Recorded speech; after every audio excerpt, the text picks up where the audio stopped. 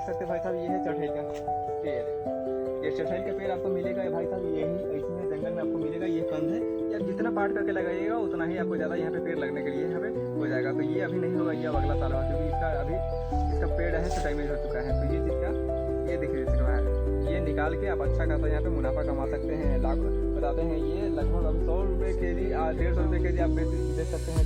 चढ़े का आपका रेट अच्छा खासा यहाँ पे जानवर करते हैं, आसानी से इसमें से आपको निकाल लेना। बस ये चीज़ का ध्यान देना पड़ेगा कि आपको फलने वाला यहाँ पे फल ले जाना है, और वो फूल देने वाला तो फूल देने वाला नहीं लेना। फूल देने वाला वहाँ पे देख ले सकते हैं, वहाँ पे फूल देने वाला वहाँ पे चठेल का वहाँ पे पेड़ है, तो वो पेड़ को नहीं लगाना है।